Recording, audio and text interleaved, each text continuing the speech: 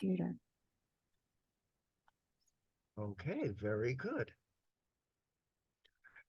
Well, hello, everyone, and welcome to Learning from Home, and welcome to the Hewlett-Woodmere Library the Public Library's presentation called Juneteenth, Freedom Day.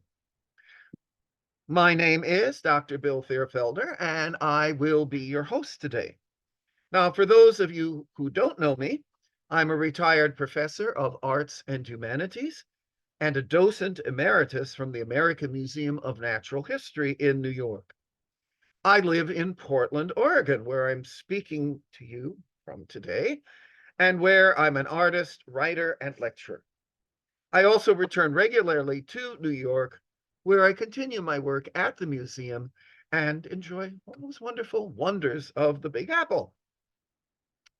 Now, since we can't cover everything about today's topic in one presentation, I'd like to invite you to take a deeper dive on my website, makingwings.net. And in this case, it's deeper dive number 101. And for those of you not familiar, let's demonstrate. It's one word, makingwings.net. And you should be seeing my website on your screen now. This is the home page. And all you have to do is go to that little menu up in the upper right corner, and you're going to see a whole bunch of different things in the dropdown. Please feel free to visit any of those things.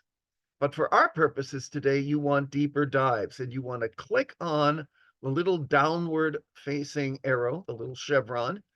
And again, you're going to see another dropdown, and these are web pages on my site that are about the various programs that I have given recently or will be giving in the near future. Today, we're the last one, number 101, Juneteenth.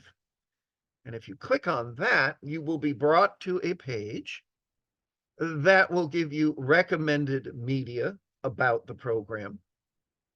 We're going to be talking today about slavery in America. And I have both printed and video resources about that topic. And by the way, all you have to do is click on whatever link you want. You'll be brought to that page. And then when you're done, all you have to do is click it off and you're back on mine. So it's one-stop shopping. There's also a section about Juneteenth and its history and celebrations, as well as printed and video resources for that. So there's just lots and lots of great resources. In this case, let's say you wanted the Smithsonian overview. You just click on that and you will be brought to their page. When you're done, there you go, you're off. So again, I hope you can take advantage of it. Once again, it's one word, makingwings.net. And it's Deeper Dive 101. So everything you're going to hear in this program today uses all those web resources and books that you just saw on my website.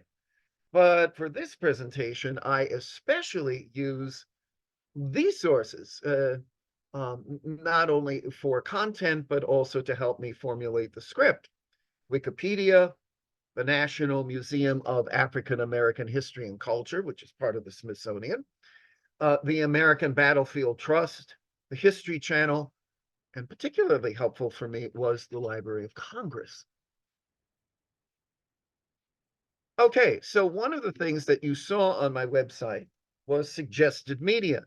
And here are three that I recommend. Annette Gordon Reed's On Juneteenth. It gives you the background and the cultural significance of the celebration.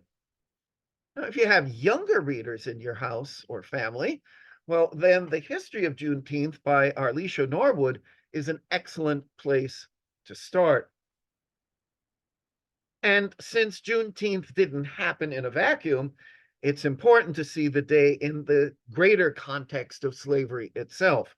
And Robert Paquette and Mark Smith's Oxford Handbook of Slavery in the Americas is a very thorough and beautifully balanced resource that covers over 400 years of history. So let's begin. In order to understand the significance of Juneteenth, we have to first have a bit of background. So today's program will briefly discuss the history of slavery. And after we do that, then we're going to focus on the history of Juneteenth and its current status as an official federal holiday. So what I'd like to do is I'd like to begin with a short YouTube presentation. Though the video created by by Brain Pop, with its delightful characters Tim and Moby, you'll meet them in a moment, it's clearly aimed at a younger audience. It's really an excellent oversight of some key ideas. In fact, after we watch it, I'm going to focus on 8 important points that are going to be made in this video. You may have to adjust the sound on your devices. So let me click on, and it might take a second here. All righty. I'm going to click on the closed captioning. Here we go.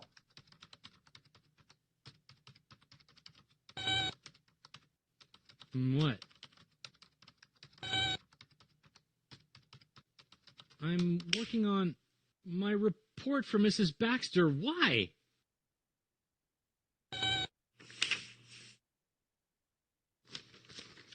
Dear Tim and Moby, I want to know about the history of slavery in America. From Dwight. Unfortunately, slavery's history goes back to way before the United States even existed. Early records show that people were enslaved thousands of years ago in places like Mesopotamia and ancient Egypt. Even the ancient Greeks, the inventors of democracy, used enslaved people as household servants. But in the Americas, slavery was particularly brutal. Spanish and Portuguese conquistadors enslaved the native people who lived in Mexico and South America. Oh, conquistador means conqueror in Spanish.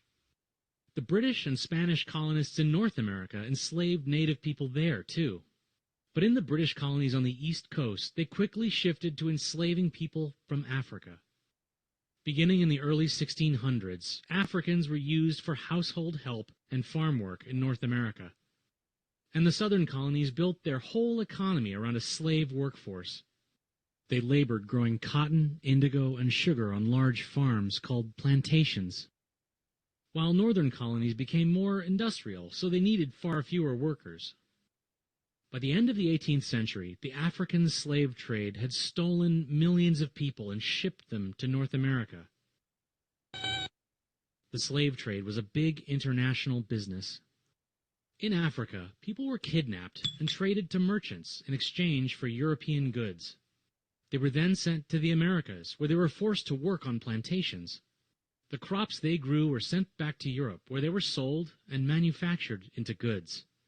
The system was called the triangular trade, and the leg between Africa and the Americas is known as the Middle Passage. People were chained together and packed like livestock into cargo holds. They often couldn't move at all, not even to go to the bathroom. Many got sick and died. Others tried to starve themselves or jump overboard to escape. Over 15% of the captives perished while on board. For those who survived, the excruciating journey took months. The first stop was the West Indies, islands in the Caribbean. Some enslaved people were kept there as plantation workers.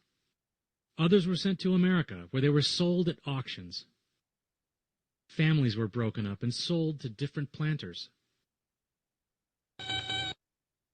Well, back then many Americans thought that Africans were inferior people. They were judged because their skin was a different color and because they weren't Christians. Greed was a factor, too. Free labor made a lot of people very rich. Enslaved workers had no rights at all. Plantation owners could make them work all day without rest, beat them, and even kill them. It was all legal. You said it. But eventually, things did begin to change. In 1808, bringing slaves over from Africa was outlawed. Of course, there were millions of Africans here already, and laws had been passed to make slavery hereditary. That meant any children of enslaved people were enslaved too. So the system actually expanded as generations of children were born into slavery. But by the 1850s, most northern states had outlawed the practice. In 1860, the U.S. fought a civil war over slavery, which brought it to an end. During the war, Abraham Lincoln delivered the Emancipation Proclamation. He declared that all enslaved people in Confederate states were now free. And the 13th Amendment to the Constitution officially outlawed slavery in 1865. But the effects of slavery didn't end overnight. African Americans were treated as second-class citizens for the next 100 years. The civil rights movement of the 50s and 60s made huge strides toward righting those injustices. Since then, we've made a lot of progress, though we still have a way to go. It's up to all of us to work toward a society that treats people fairly, no matter our race or background.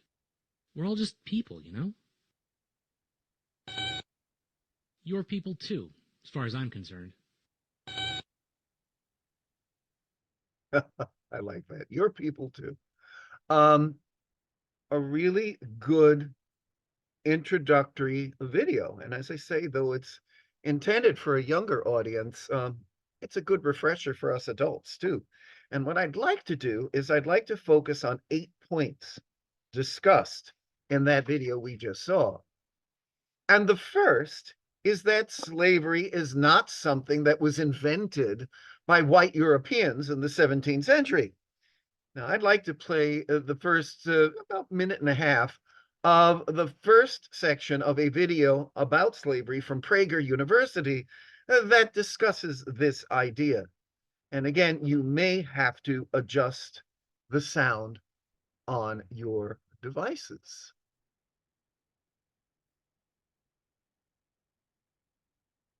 Have to do something here. I have closed captioning, and hopefully here we go.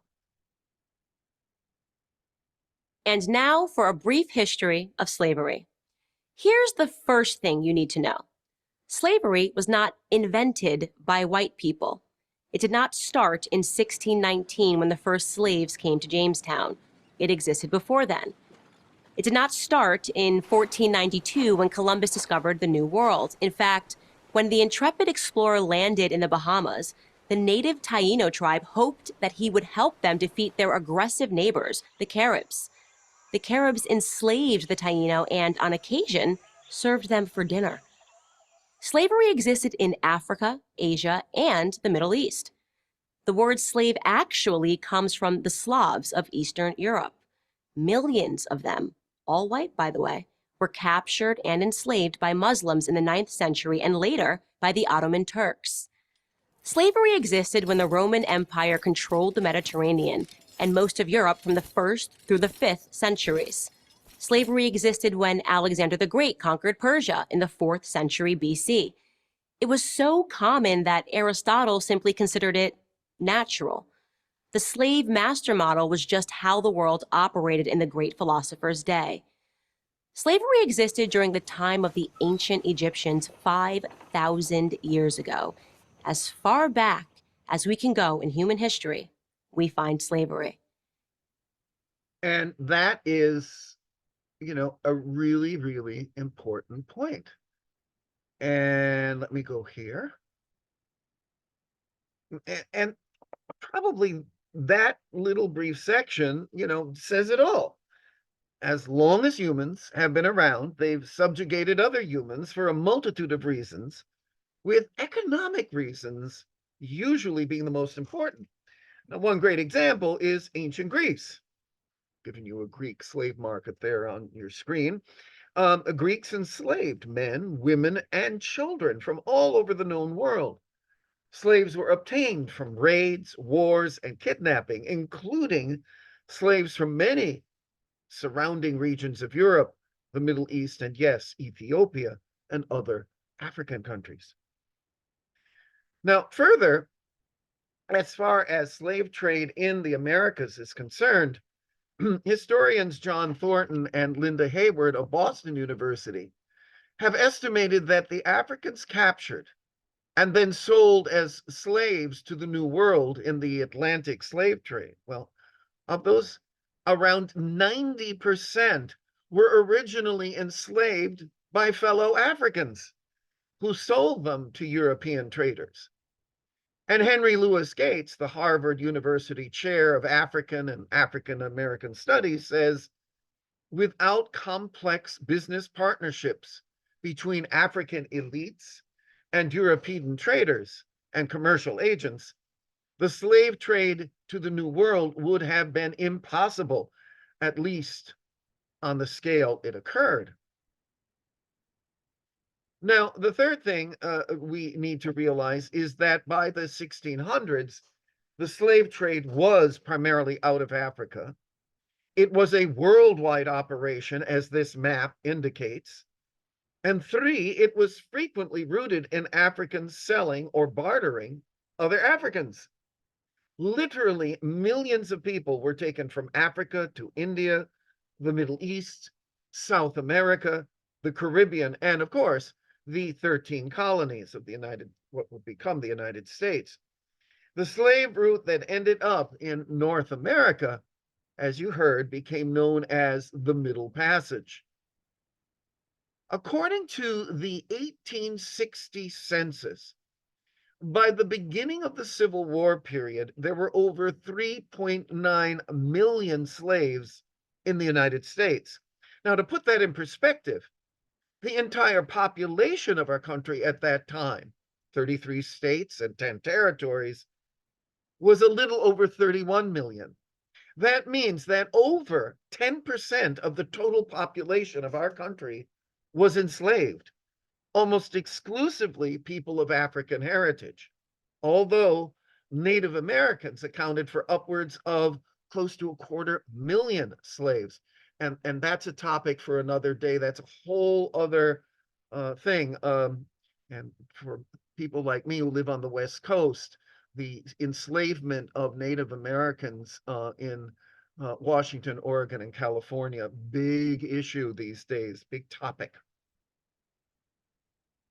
The fourth thing that we need to recognize is that an act of Congress passed in 1807 made it illegal for Americans to engage in the slave trade between nations and gave U.S. authorities the right to seize slave ships that were caught transporting slaves and to confiscate their cargo.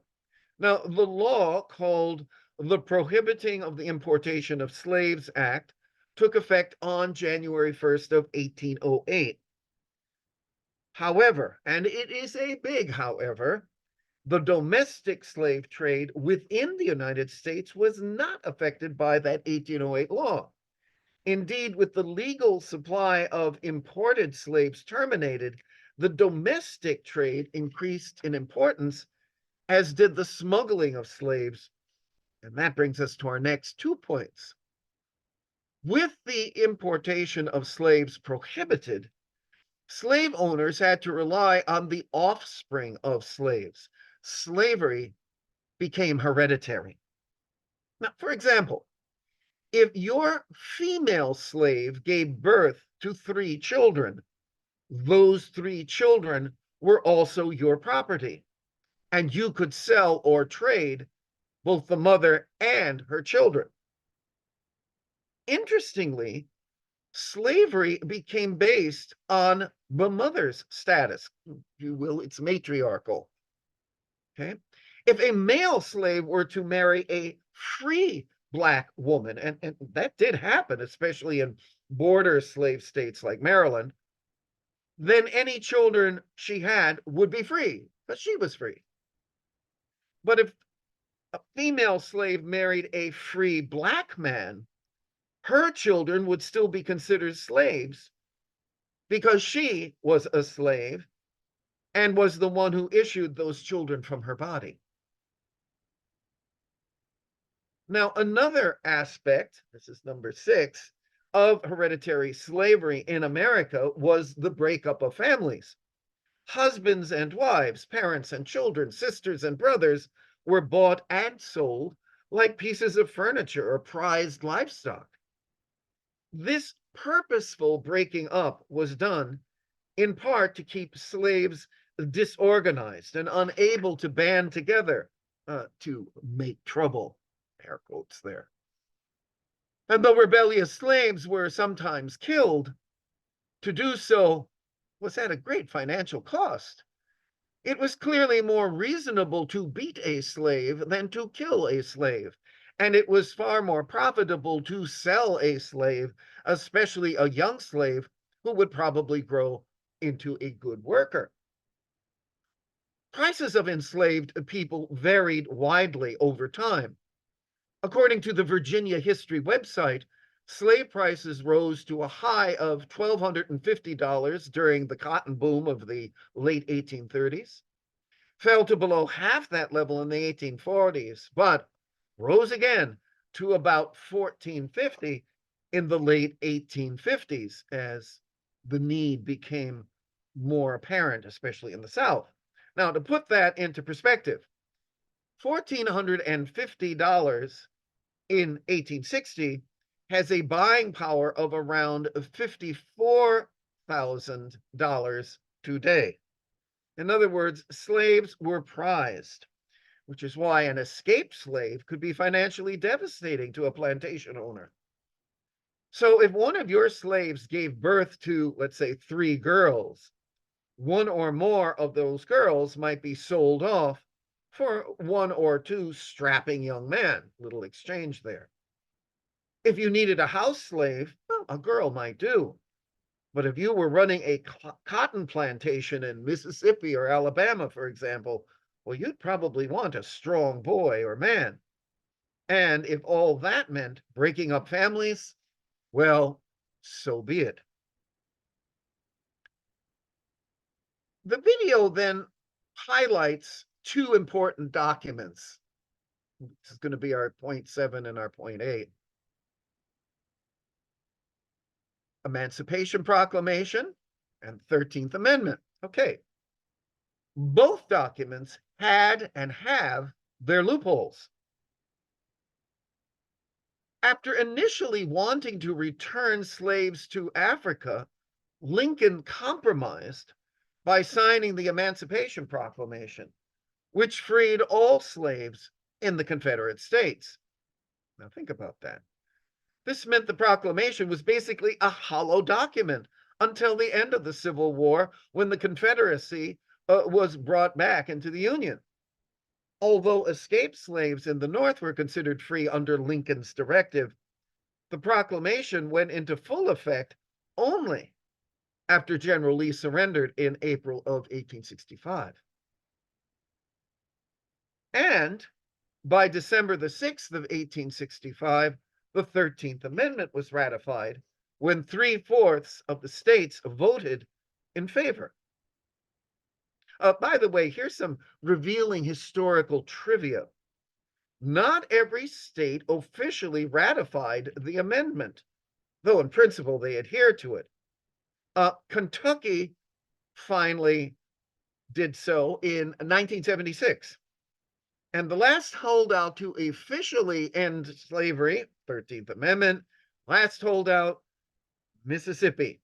And it ratified the 13th Amendment in 1995. A little slow on the take there.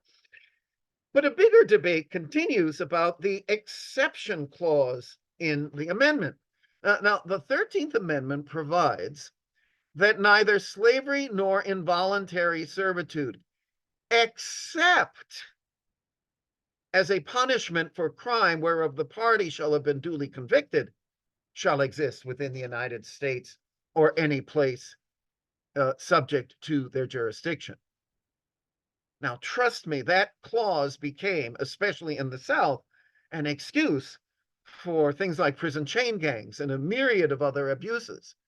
So slavery was abolished, but there was that exception.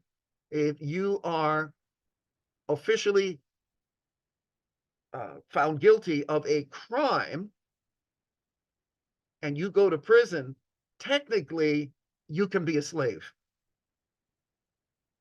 Now, here's the beginning of a short video from the website The Big Think.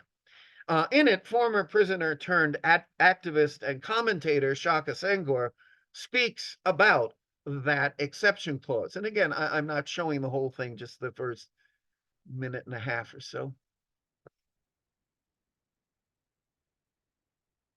Let's go.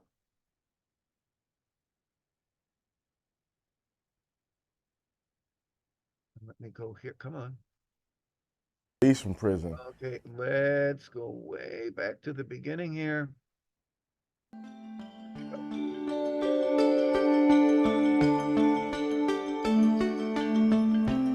So prisons in America specifically are some of the biggest, most dysfunctional businesses we have in our society. And they're business because of the cheap and free labor. When you read the 13th Amendment, that basically was the amendment that broke through slavery and freed the men and women who were enslaved at the time, there's a clause in there that allows for the re-enslavement of people in the event that they're convicted of a crime. And so in prisons throughout our country, you have people who are working for basically free. And if they're not working for free, they're working for wages that if we saw that happen in another country, we would be very critical of. When I was in prison, I worked for 17 cents an hour. That was my starting rate working in the kitchen. But there's also big corporations who invest in prison labor because they can get this labor for $1.50 an hour. And then the sad part about it is that in turn, they don't even hire these men and women when they're actually released from prison. Everything in prison has inflated cost. You know, it costs us inside prison, when I was inside, anywhere between $3 and $15 for a 15-minute phone call. We don't have to pay that out here in free society. There's a way that we can send emails to men and women inside prison, and it costs 5 cents every time we send that. Whereas out here in society, we can send emails without any charge. So that is an interesting fact that very few people are actually aware of. It's certainly food for thought. Now, today, several states have wiped out the exception clause within their own state constitutions. And there are moves afoot to repeal the clause from the federal constitution, which would change a form of slavery into incarceration for a crime. Now, that all sounds like semantics, but for millions of prisoners, especially Black prisoners, the distinction is absolutely paramount. Now, stay tuned. And do remember that if a change is made to an amendment, you think of Prohibition Amendment, it had to be repealed with another amendment. So you'd have to literally rewrite the 13th Amendment for a brand new amendment that would eliminate the exception clause. I'm not seeing that happen anytime soon. Okay, so that's a brief overview of slavery throughout history, but especially the United States. Now, with all of what we've just spoken about as a background, now we can better understand the significance of Juneteenth to the over 41 million Black citizens of our nation today. Simply put, to understand Juneteenth, you need to know the history of an institution that was worldwide, and specifically how that institution made deep roots here in America. Now, as our launching point, I'd like to play this interview from CBS News made in 2022, the year after President Biden signed the document that made Juneteenth a holiday. The interview is with Harvard professor and television icon Henry Louis Gates Jr.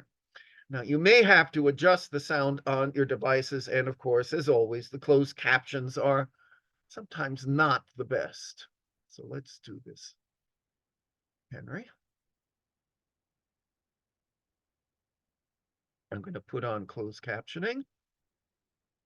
And here we go, Henry Louis Gates. Well, last year, President Biden made Juneteenth the newest federal holiday. June 19th marks the date in 1865 when the last enslaved people in America found out that they were free. CBS News special correspondent James Brown spoke with renowned Harvard professor Henry Louis Gates Jr. about the history and the significance of Juneteenth. Juneteenth was not embraced as a national black holiday for a long, long time, but it was kept alive by black people in Texas. And that's what's so sweet about it. Our people have been hungry for holidays, hungry for tradition, hungry for stories about black history. Because without a past, you have no future. Did you like Harvard? perhaps no one has done more to inform Americans of their past and in turn their future than Henry Louis Gates Jr. By day, he is a professor and director of the Hutchins Center for African and African American Research at Harvard. I'm Henry Louis Gates Jr. Welcome to Finding Your Roots. By night, he is the host and producer of the PBS genealogy show, Finding Your Roots, as well as countless documentaries on Black history.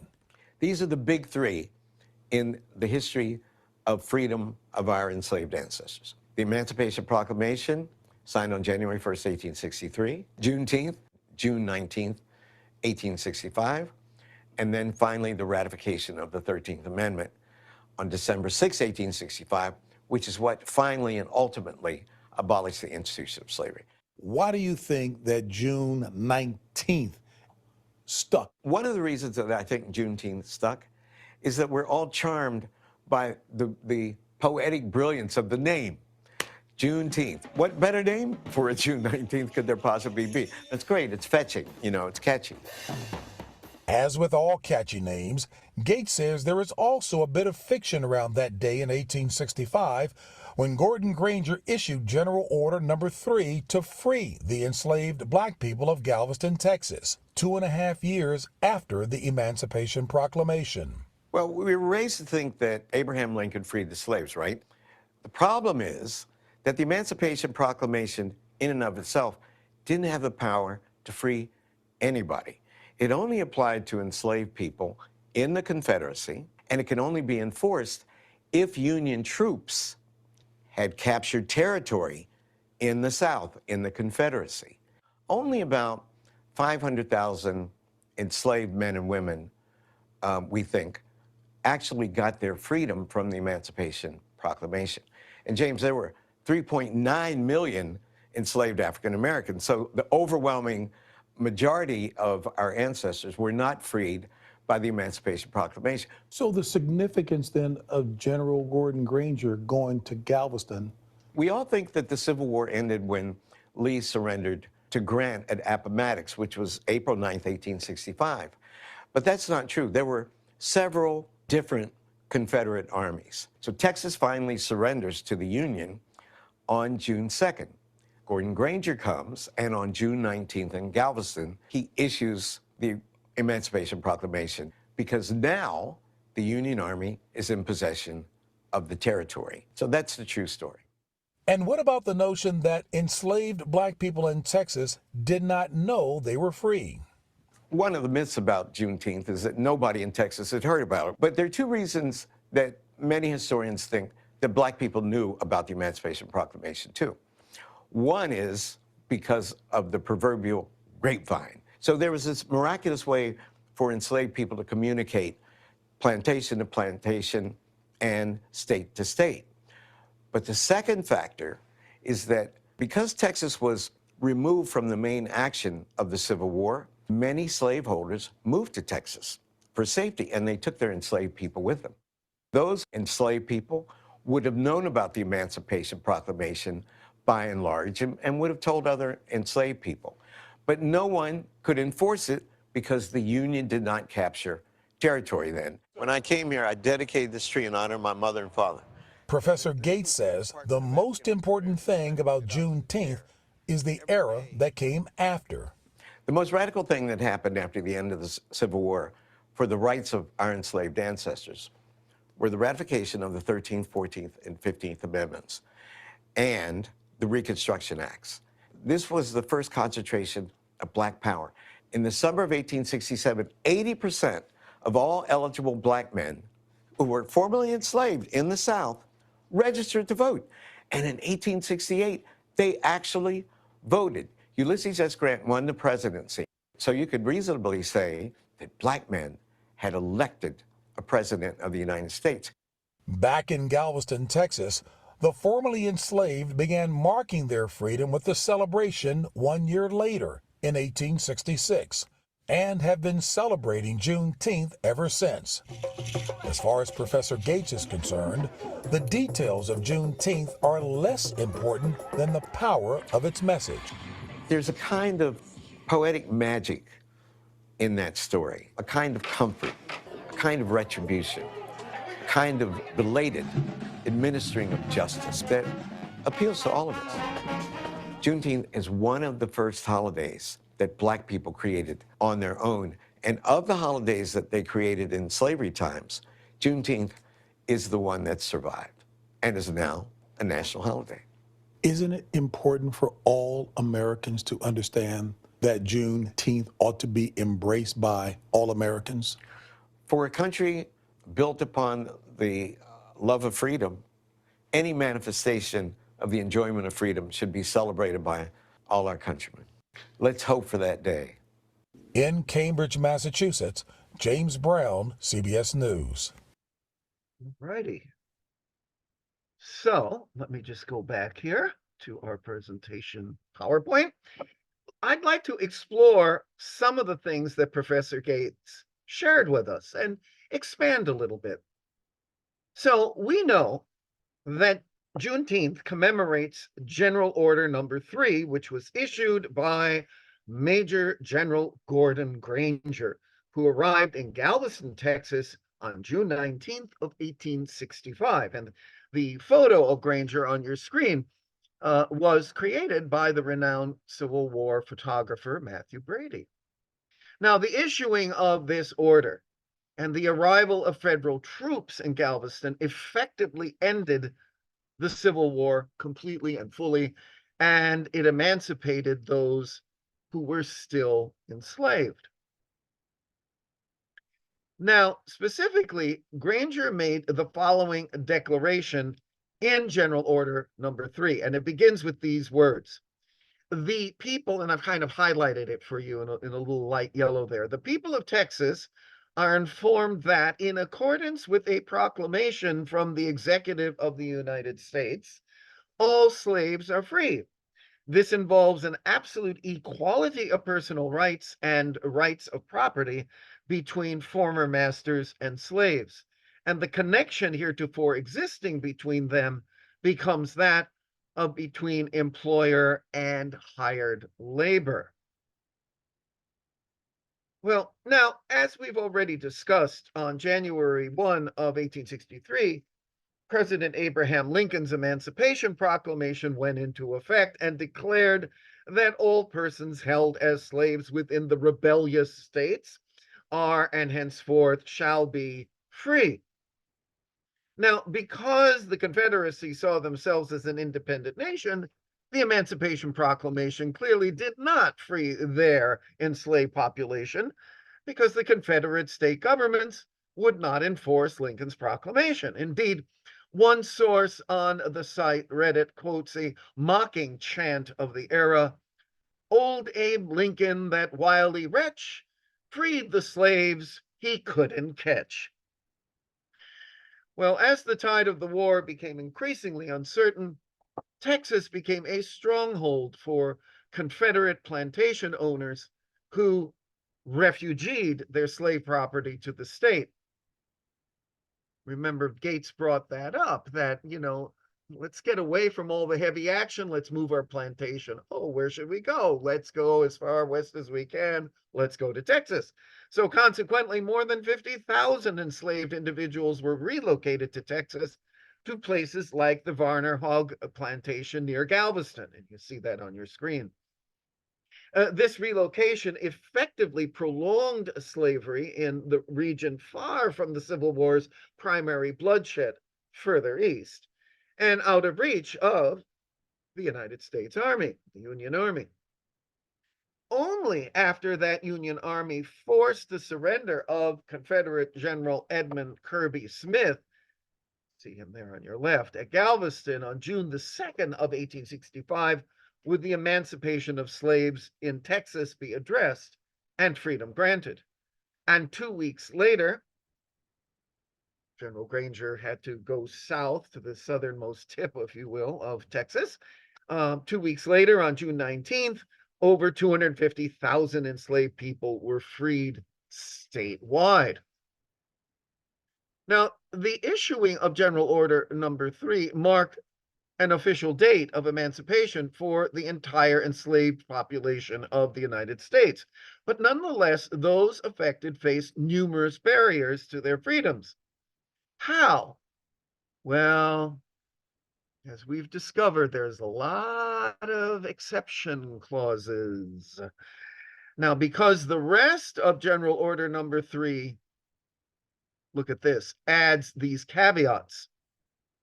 The freedmen are advised to remain at their present homes and work for wages. Okay, so far so good.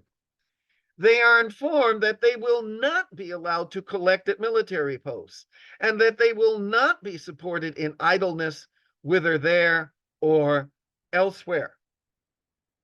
So essentially, the formerly enslaved were granted nothing beyond the title of emancipation.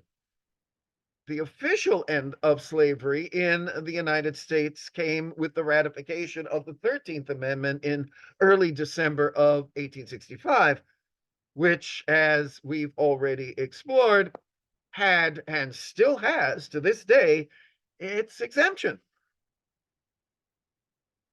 So let's quickly add that Professor Gates also mentioned the other two so-called Civil War amendments. The 14th Amendment, which gave full citizenship to anyone naturalized or born within the boundaries of the United States, which of course included slaves, and the 15th, which gave all male citizens, including former slaves, the right to vote. Now, we don't have time today to go over these amendments, but needless to say, they were profoundly important to the Black community. Now, meanwhile, many African Americans stayed in Texas after becoming emancipated because they were obeying that second part of General Order Number 3, which says you must stay in place. Many also stayed, quite frankly, because they lacked the means to move or had nowhere else to go. However, thousands of former slaves did decide to leave Texas. Most members of this exodus had the goal of reuniting with lost family members and paving a path to success in postbellum America. This widespread migration of former slaves from Texas after June 19th became known as the scatter. But 1 year after General Order Number 3 was issued on June 19th, 1866, freedmen who had stayed in Galveston and other towns in Texas, as they were ordered by that General Order Number 3, they organized the first of what became annual commemorations of what they called Jubilee Day. Now, because of state-sponsored segregation, slavery may have ended, but there was segregation. And trust me, after Reconstruction, after the Union Army removed itself from the South in the late 1870s, well, all bets were off, right? So because of state-sponsored segregation in many cities, Black people were barred from using public parks. And as a result, across parts of Texas, freed people pooled their funds to purchase land to hold their celebrations. For example, Jubilee Day was first celebrated in Austin, Texas in 1867 and was listed on the calendar of public events by 1872.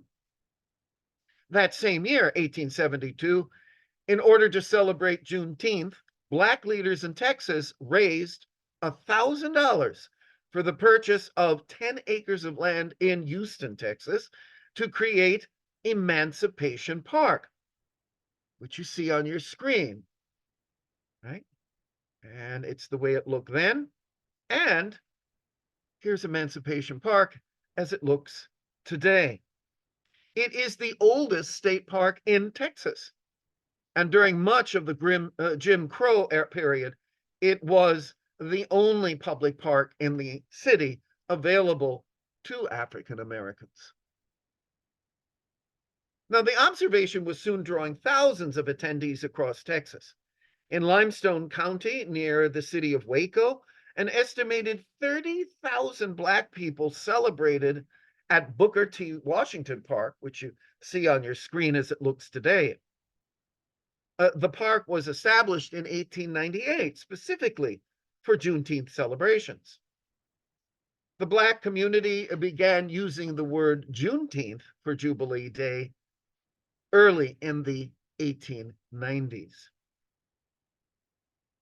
Now, unfortunately, from 1890 to 1908 and beyond, Texas and all former Confederate states passed new constitutions or amendments that effectively disenfranchised Black people, excluding them from the political process. White-dominated state legislatures passed Jim Crow laws imposing second-class status.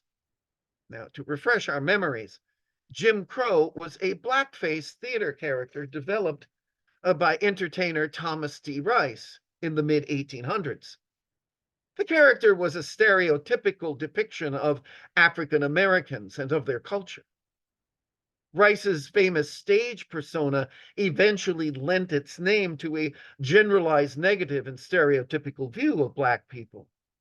The name eventually became used to describe laws that limited the rights of Black people. And as a result of these laws, Juneteenth celebrations began to decline. Further, Gladys Knight, not only a legendary performer, but a wonderful historian, adds the idea that upwardly mobile Blacks were ashamed of their slave past and aspired to assimilate into mainstream culture. Younger generations of Blacks, becoming further removed from slavery, were occupied with school and other pursuits. Others who moved to northern states in what became known as the Great Migration, well, they couldn't take time off or simply drop whatever they were doing to celebrate. The Great Depression forced many Black people off farms and into cities to find work, where they often had difficulty taking the day off to celebrate. Yet, from 1936 to 1951, the Texas State Fair served as a destination for celebrating the holiday, contributing to its revival. In fact, in 1938, Governor James Allard of Texas issued a proclamation stating, in part, whereas June 19, 1938, this year falls on Sunday, now therefore I, James V. Allard, Governor of the state of Texas, do set aside and proclaim the day of June 20th, 1938, as the day for observance of Emancipation Day in Texas, and do urge all members of the Negro race in Texas to observe the day in a manner appropriate to its importance to them. Well, tens of thousands of people attended celebrations around the state, including the state fair, not only in 1938, but well into the early 1950s. Now, from 1940 through 1970, in the second wave of the Great Migration, more than 5 million Black people left Texas, Louisiana, and other parts of the South for the North and the West Coast. As Isabel, she's a historian, Isabel Wilkerson writes, the people from Texas took Juneteenth to Los Angeles, Oakland, my town of Portland, Seattle, and other places they went. Now, during the 1950s and 60s, the civil rights movement focused most of its attention on Black Americans on expanding freedom and integration and voting rights and equality. And as a result, observations of Juneteenth kind of declined again, though it remained full tilt celebrated in Texas. Yet slowly but surely, Juneteenth nationwide started to see a revival as Black people began tying their civil rights struggles to those that ended slavery. In Atlanta, for example, campaigners for equality wore Juneteenth buttons. And the 1968 Poor People's Campaign to Washington, D.C. made June 19th the quote unquote Solidarity Day of the Poor People's Campaign. In the ensuing revivals of Juneteenth, large celebrations in places like Milwaukee and Minneapolis emerged, as well as across the eastern United States. But meanwhile, Texas, where it all started, right? Texas became the first state to establish Juneteenth as a state holiday. The bill passed through the Texas legislature in 1979 and was officially made a state holiday as of June the 1st of 1980. By the 1980s and 90s, the holiday was widely celebrated among African American communities, and it was starting to move beyond Texas, right? It was gaining attention in the so-called mainstream of the American population. Even expatriates, Black expatriates, began celebrating it abroad, especially in more racially tolerant cities like Paris. Further, some U.S. military bases in other countries began sponsoring celebrations too. Take your local military base, no matter where you were, well, they had Juneteenth. And Ralph Ellison's novel Juneteenth, published in 1999, definitely increased recognition of the holiday. According to numerous sources, by the early 2000s, it's no longer a Texas thing, at least 200 cities across America and some abroad celebrated the day. Then in 1997, activist Ben Haight created the Juneteenth flag, which was further refined by illustrator Lisa Graff. In 2000, the flag was first hoisted at the Roxbury Heritage State Park in Boston.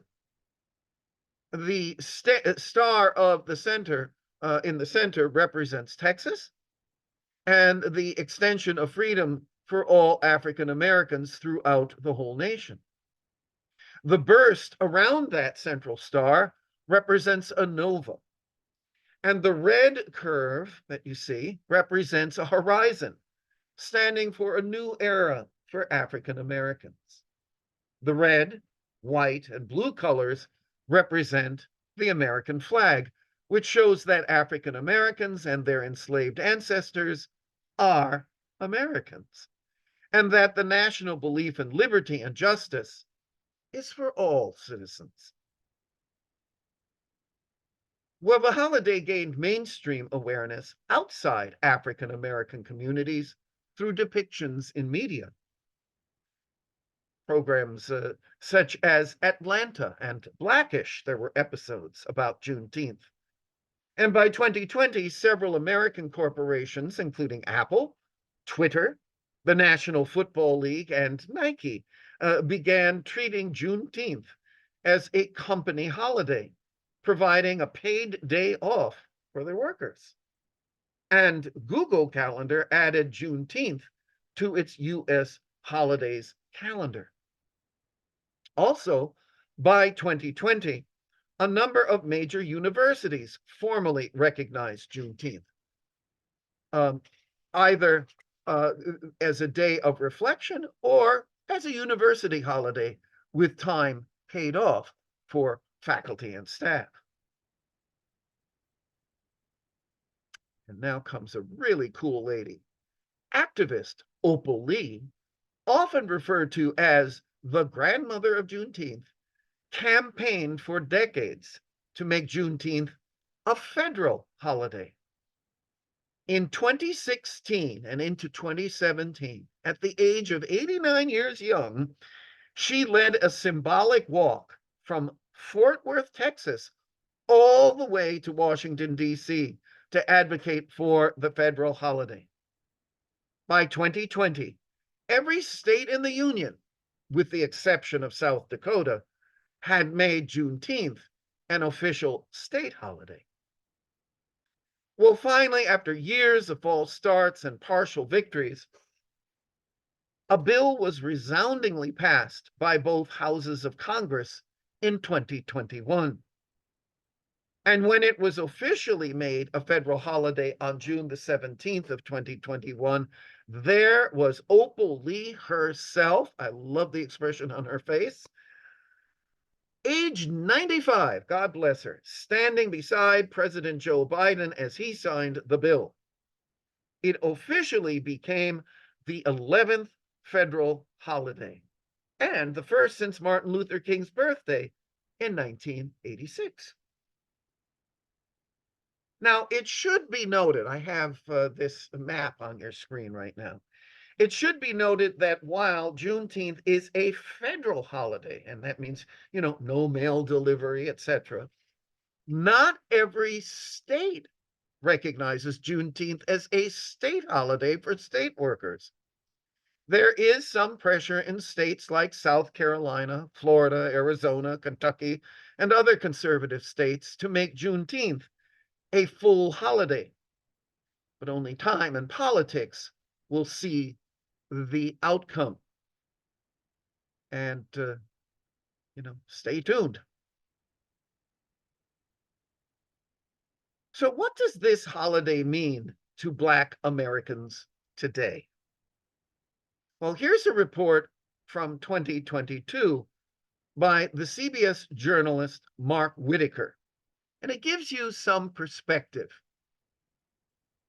And again, you may have to adjust your sound, and well, we already know that closed captioning can be a little wonky, as I like to say.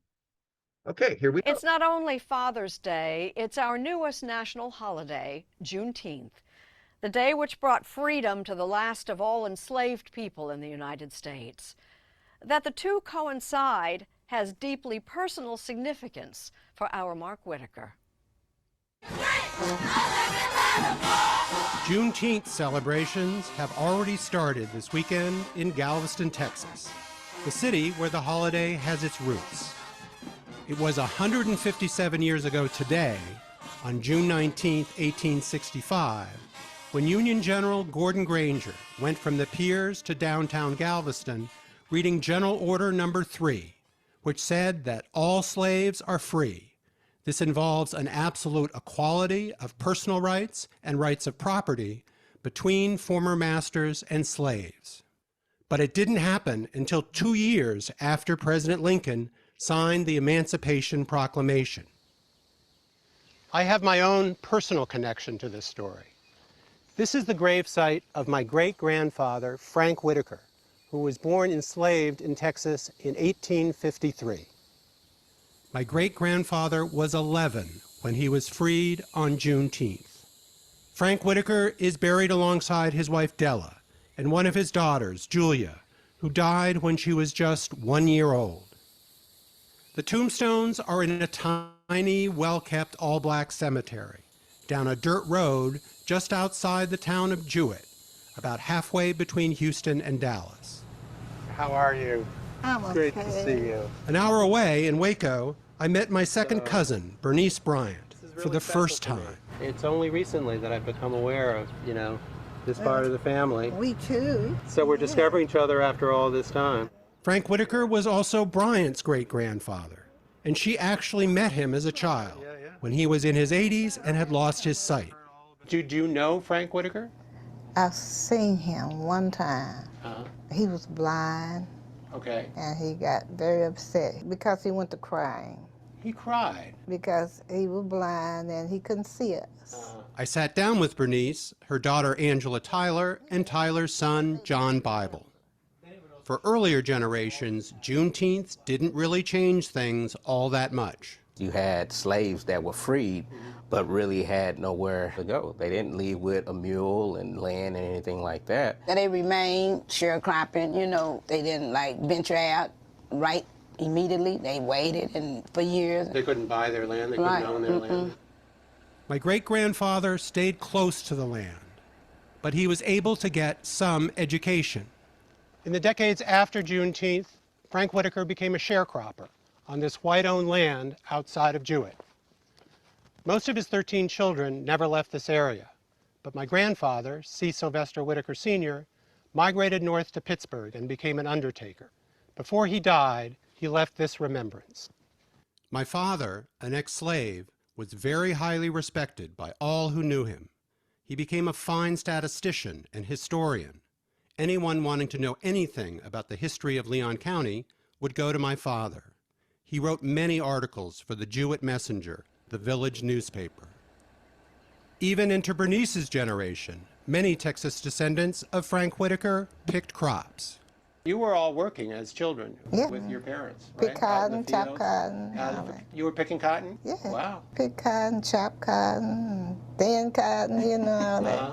And back then, Juneteenth was just another day in the fields. You couldn't take a day off. No. And then Papa and them always get something good to eat, you know, and then we would eat and go back to the field. Go back to the fields on Juneteenth. Oh my God. Now, Juneteenth has spread from Texas into a national holiday. And my newfound relatives have come a long way too. Angela is the director of a daycare center where Bernice also works. And John is the president and CEO of the Centex African American Chamber of Commerce, which boosts black businesses. He helps organize the Waco Juneteenth celebration. What should Juneteenth stand for?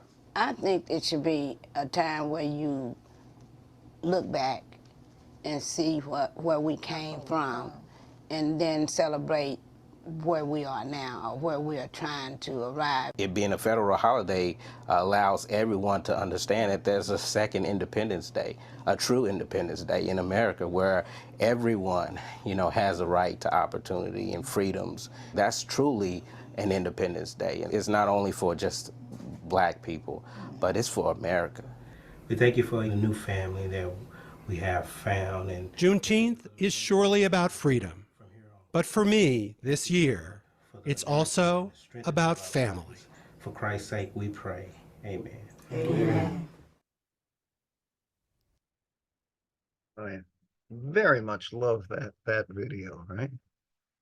Okay, so let's go here.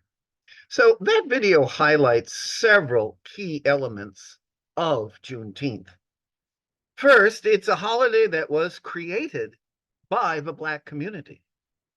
Second, it's about celebrating freedom and the freedom of all Americans. It's not just a Black holiday, it's an American holiday. And finally, it's about the greatest of so-called American values, family and friends, gathering around a table to celebrate the power of love and connection.